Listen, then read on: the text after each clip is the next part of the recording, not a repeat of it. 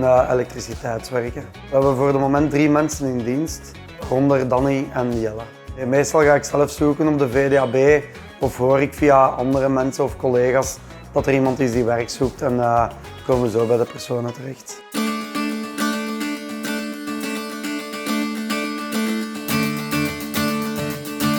Via het GTB hebben ze mensen aangebracht en ze hebben mij ook op de hoogte gebracht over hoe dat alles juist werkt, wat dat er mogelijk is en wat dat er kan. En dan zijn we zo terechtgekomen, eerst bij Jelle en daarna dan bij Danny.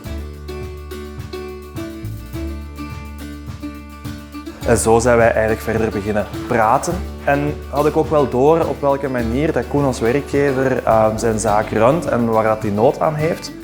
En op een paar weken of maanden later kreeg ik op een gegeven moment Danny bij mij aan het bureau, die op dat moment heel graag wou werken, die heel hard aan de slag wou, maar niet meer in zijn vorige functie kon beginnen. We waren daar naar op zoek en dan hadden ze ons gecontacteerd dat er iemand was met een beperking en dat hij op zoek was naar werk. En dan hebben we gehoord naar de mogelijke opties dat er waren. En dan heb ik eigenlijk gewoon de telefoon gepakt en naar Koen gebeld en gezegd van kijk, hier is iemand die heel graag wil werken, die heel hard wil werken, maar die toch wel een aantal aanpassingen nodig zal hebben. Wil je dat eens bekijken? En op die manier zijn we in gesprek gegaan en zijn we eigenlijk via een stage en via een opleiding op de werkvloer kunnen overgaan naar een tewerkstelling. Ik ben te werk gesteld bij de firma Raco als wielrennentrekker.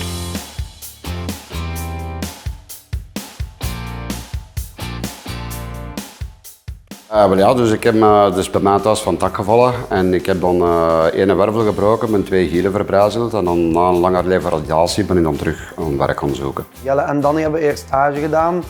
Bij Jelle waren we niet direct helemaal overtuigd. Die heeft dan nog eens 2 weken langer stage gedaan, denk ik, of 3 weken.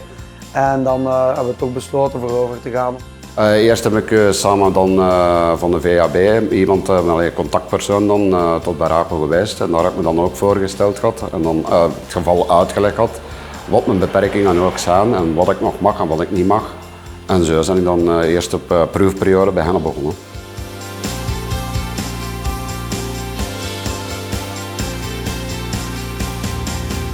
Ik denk dat de kracht eigenlijk van deze werkgever, van Koen, is dat hij eigenlijk geen problemen ziet, maar dat hij eigenlijk heel snel op zoek gaat naar oplossingen. Is natuurlijk een stuk ook eigen aan de job als elektricien, dat je dingen moet gaan oplossen.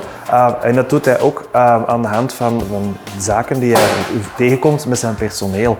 Zo communiceert hij ook bijvoorbeeld altijd via WhatsApp, waardoor dat het eigenlijk gewoon altijd neergeschreven staat wat nodig is. En worden dingen eigenlijk door open te communiceren en dingen te durven benoemen, heel gemakkelijk ook opgelost.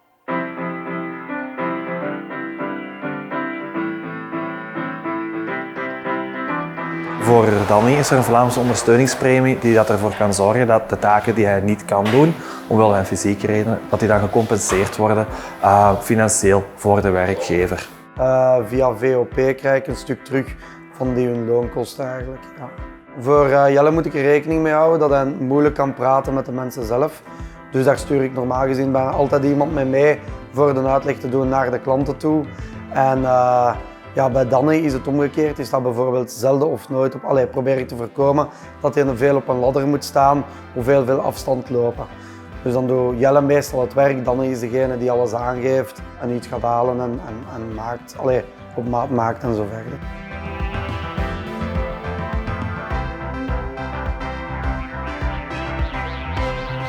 Ik weet nu niet per se een meerwaarde, maar ik heb wel het gevoel maar dat ik bij alle personeel dat die wel loyaler zijn dan mensen die je gewoon tegenkomt die zeggen rap, ik ga naar een ander bedrijf of zo. En bij Jelle en Danny heb ik het gevoel dat dat niet, veel minder is. En dat die ook wel dankbaar zijn voor dat ze mogen werken. Nee, dat valt heel positief mee.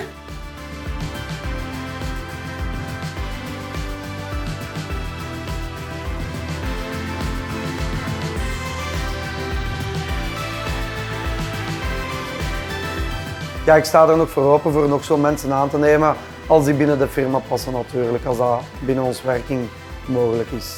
Eigenlijk kan iedereen een inclusief ondernemer zijn.